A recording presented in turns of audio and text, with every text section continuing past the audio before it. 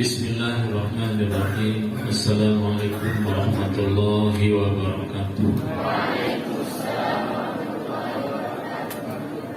Sallallahu alaihi wasallam warham ummata Muhammadin sallallahu alaihi wasallam warshur warfas wajibna datamatarifil alamin bihaqqi Muhammadin sallallahu alaihi wasallam.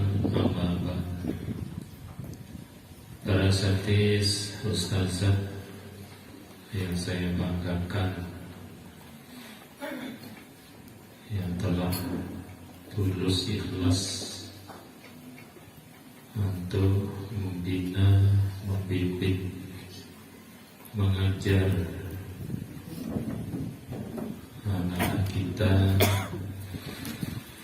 amanat dari Allah Subhanahu wa Ta'ala, dengan tekun, sabar,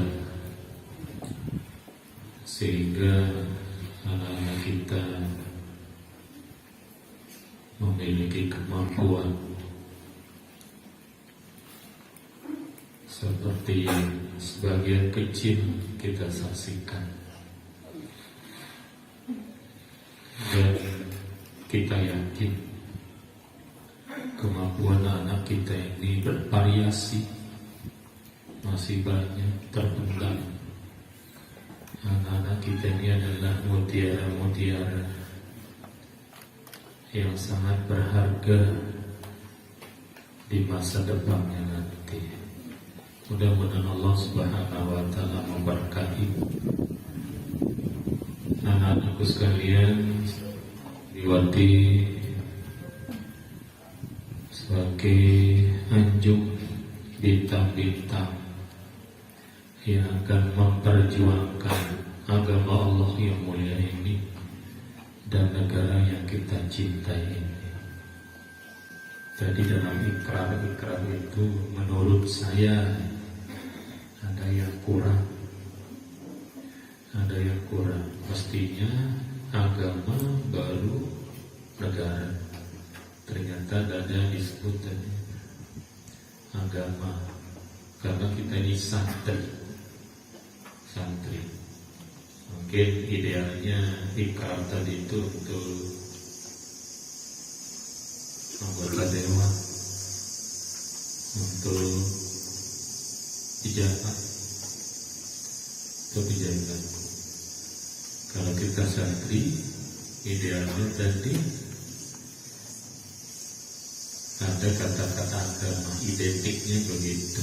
Agama, bangsa, negara, mestinya begitu menurut saya. Yang membuat ikrar itu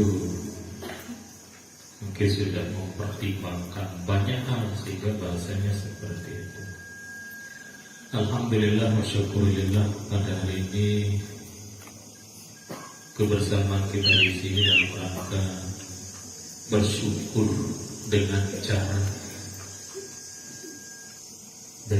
kita sendiri. Jadi kita di sini bukan pesta, tetapi bersyukur dengan jiwa raga bahwa kita ini santri-santri yang tentunya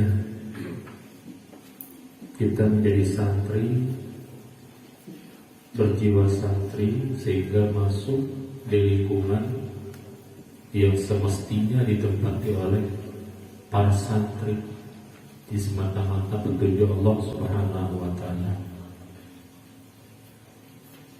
Karena itu sekali lagi kita syukur hari ini menjadi santri, kita berbangga. Tapi jangan kebanggaan ini membuat kita lupa terhadap identitas yang wajib kita pertahankan. Demikian pula jangan kita lupa ada amanah dan tugas, baik itu amanah dari Allah Subhanahu wa Ta'ala, yaitu bagaimana kita menegakkan agama Allah, bagaimana kita membuat agama Allah ini jaya di atas dunia, bagaimana kita membuat agama Allah ini tidak diganggu oleh siapapun. Lebih-lebih ini kita dengar di berita, kita tonton di berita bahwa masih sedang diperdebatkan. Makanya tadi saya katakan ada kurang di ikram itu. Ada masalah yang masih diperdebatkan di Dewan yang terhormat. Ada draft kurikulum pendidikan madrasah, ada yang dihilangkan di sana, kata-kata agama Islam diganti dengan kata-kata akhlak mulia. Jadi tidak ada kata-kata agama Islam di sana. Organisasi terbesar NU, kemudian Majelis Ulama Muhammadiyah dan beberapa organisasi besar lainnya sudah bersurat ke menteri, sudah bersurat ke dewan supaya kalimat-kalimat yang ada dalam draft kurikulum pondok pesantren yang masih belum disahkan itu supaya diabadikan, ditetapkan ada kalimat atau kata-kata di sana agama Islam. Agama Islam. Jadi supaya agama ini selalu di depan. Agama ini selalu di depan. Baru negara, baru bangsa. Agama. Karena agama Islam ini adalah milik Allah Subhanahu wa Ta'ala sebagai pencipta Allah yang memberikan kita nikmat kemerdekaan. Tanpa kenikmatan dari Allah Subhanahu wa Ta'ala, Indonesia ini tidak akan pernah merasakan kemerdekaan. Makanya pendahulu kita sebagai pelaku sejarah yang berhadapan langsung dengan penjajah dengan sadar dan dengan hati yang tulus berikrar mengakui bahwa kemerdekaan ini bukan semata-mata hasil jerih payah daripada para pejuang, tetapi mereka menyadari, mengakui bahwa kemerdekaan benar-benar karunia dari Allah Subhanahu wa Ta'ala. Kenapa sampai mereka menyadari bahwa kemerdekaan ini bukan semata-mata hasil keringat, hasil perjuangan yang demikian luar biasa? Karena mereka melihat, menyaksikan hal-hal yang luar biasa, hal-hal yang tidak masuk akal ketika rakyat Indonesia berjuang dalam kondisi menggunakan senjata beruncing. Masuk akal menghadapi meriam orang-orang Belanda? Secara akal tidak masuk akal. Itu satu contoh. Banyak contoh yang lain yang tidak masuk akal ketika rakyat Indonesia melawan penjajah, tapi bisa menang dengan bambu runcing, bisa menang jumlah yang sedikit melawan jumlah yang banyak, bahkan bisa menang dalam keadaan siaga, bahkan masih ada yang tertidur, masih bisa melawan, masih bisa mengalahkan orang yang hidup. Ini kan tidak masuk akal, tidak masuk akal. Itulah sebabnya sekali lagi para pendahulu kita, pejuang yang sangat berjasa untuk kemerdekaan negara kita, karena melihat bukti, menyaksikan dengan mata kepala sendiri banyak hal yang tidak masuk di akal manusia, nah, sehingga betul-betul mereka menyadari kemerdekaan ini adalah nikmat karunia dari Allah Subhanahu wa Ta'ala,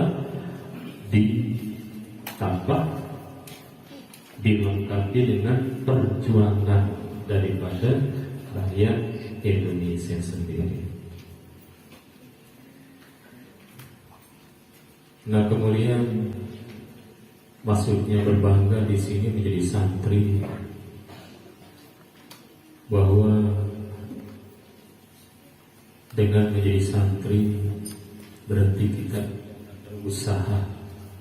ada usaha untuk mensyukuri nikmat Allah Subhanahu wa taala, baik itu berupa kemerdekaan, kemudian nikmat kita diberikan keimanan oleh Allah Subhanahu wa taala, kemudian nikmat bahwa santri berperan besar mulai dari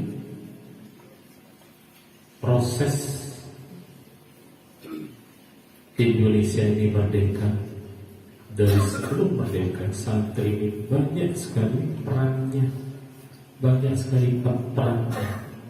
Kiai-kiai turun gunung membela negara kita, kiai-kiai masuk di kancah peperangan, tampil di sebuah peperangan. Dan kita tahu, kita membaca pahlawan-pahlawan nasional itu terbanyak dari kalangan pimpinan-pimpinan santri. Dan tentunya ketika pimpinan maju, maka otomatis santri-santri akan maju. Cuma dalam sejarah tidak disebut santri ini tingkat sanawiyah gugur, santri ini tingkat aliyah gugur, tidak disebut. Yang jelas tentu banyak sekali santri-santri yang menjadi pahlawan tanpa nama, yang menjadi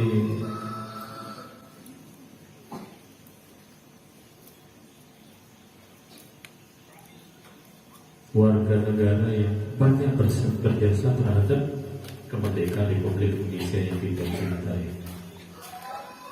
Demikian pula santri ini tidak cukup jasanya sampai kemerdekaan, sampai Indonesia ini memproklamirkan kemerdekaannya tanggal 17 Agustus 1145. Tapi santri ini akan terus berperan sampai dunia ini akan hancur, sampai hari kiamat tentunya. Jadi khas kali tema tahun ini hari santri itu siap siaga jiwa raga, siaga jiwa dan raga. Tantangan santri saat ini luar biasa berat, luar biasa banyaknya. Dan tentu demi tahun seterusnya akan semakin berat tantangan para santri ini. Itu sebabnya senantiasa siaga jiwa dan raga. Jiwa kita harus siaga, raga, jiwa raga, lahir batin kita siap siaga. Jadi tugas santri ini tidak sekedar hanya bisa baca kitab, kemudian memimpin sholat jamaah, bertakziah, berceramah, tidak sebatas itu. Tapi santri ini juga bersiap untuk ketika negaranya dirongrong kembali oleh penjajah. Mudah-mudahan kelak yang kita dengar bahwa ada yang berusaha untuk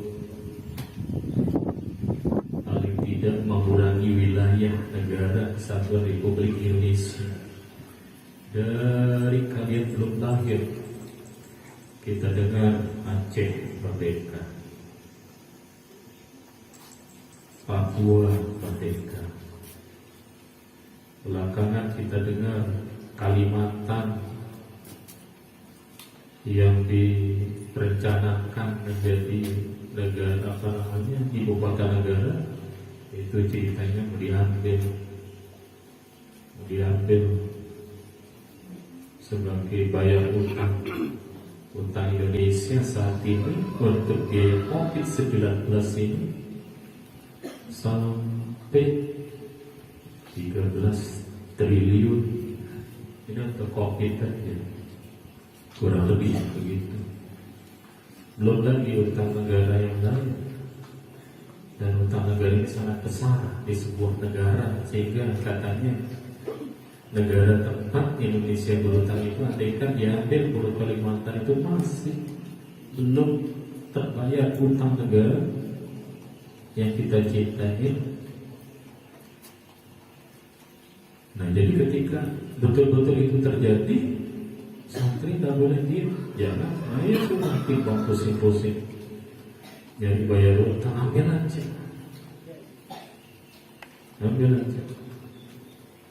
Nah, kemudian ketika Aceh, ketika Papua juga tidak untuk kemungkinan ada daerah-daerah yang lain juga, daerah-daerah lain juga seperti itu. Tadi sudah ikrarnya siap santri ini siaga mempertahankan negara kesatuan Republik Indonesia. Itu yang kedua. Tapi yang pertama sekali lagi selalu wajib di depan itu adalah agama. Jadi kalau agama diganggu, nyawa taruhan. Sekarang ini agama kita tidak diganggu secara fisik, tetapi agama kita ini diganggu dengan cara-cara yang lain. Nah, itu sebabnya santri harus cermat, cerdas. Belajar nahwu sorot ini tidak sesederhana itu. Kata berdampak gelombang, tanda wisata matahari kasrahnya buangmu, tidak sesederhana itu namanya subur. Jadi ketika nahu ini kita perhatikan, nahu ini betul-betul mengajari cermat, cerdas, melihat dan berpikir.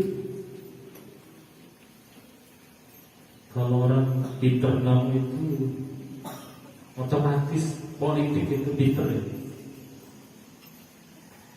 Di ilmu politik sendiri tidak seperti nahu. Kalau nahu ini kita diajarkan yang sembunyi itu kita cari, malah yang dibuang-buang itu kita cari. Kita cari yang terbuang, kita cari yang tersembunyi, kita cari yang bohong. Kalau di ilmu politik itu tidak seperti itu. Tidak seperti itu ilmu politik ini. Tapi ilmu nahu sorot ini luar biasa. Karena itu Tuan Guru Banca yang pernah menjabat sebagai gubernur, saya masuk di ruang pustaka pribadi beliau. Di sana terbanyak saya lihat waktu saya nyusun skripsi, saya lihat buku-buku di sana di Birrul Walidain. Ternyata buku-buku beliau yang beliau baca itu bukan kitab-kitab aja yang beliau baca, buku-buku Latin banyak. Dan buku-buku Latin ini terbanyak yang saya lihat bicara masalah pendidikan. Pendidikan yang dibaca, belum lagi yang berbahasa Inggris yang tidak bisa saya baca bahasa Inggris. Tapi beliau ilmu birokrasinya kalah orang yang memang sekolahnya khusus ilmu birokrasi, ilmu politik, kalah. Bahkan belum sering mendapatkan penghargaan dari pemimpin-pemimpin, baik itu di bidang ilmu, di bidang pemerintahan. Kemarin-kemarin beliau diberikan penghargaan dari Kairo bahwa beliau itu sebagai pencetus istilahnya Islam wasatiyah, Islam moderat. Bagaimana supaya negara Indonesia ini aman, nyaman, tenteram. Karena kemerdekaan ini sekali lagi amanah dari Allah Subhanahu wa Ta'ala, dan wasatiyah ini adalah ajaran baginda Rasulullah SAW ketika beliau berada di Madinah. Ini yang dipertahankan, ini yang dikembangkan. Nah, untuk itu anak-anak sekalian, kita punya pahlawan nasional, guru besar kita sendiri, dan contoh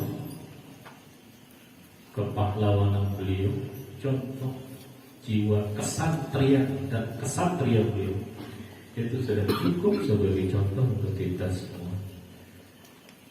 Saya tidak akan memaparkan resolusi bagaimana perjalanan beliau juga sebagai seorang pendidik santri sekaligus sebagai pahlawan nasional.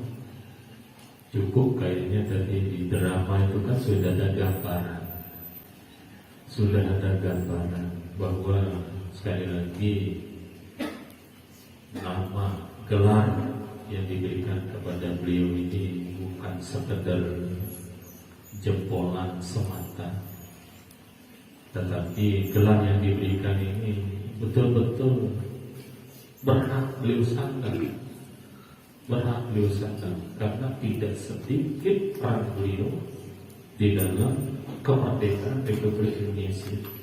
Dan tidak hanya beliau sendiri, tetapi selalu berwasiat, berpesan kepada seluruh santri, bahkan saudara-saudara beliau tercinta banyak yang menjadi korban.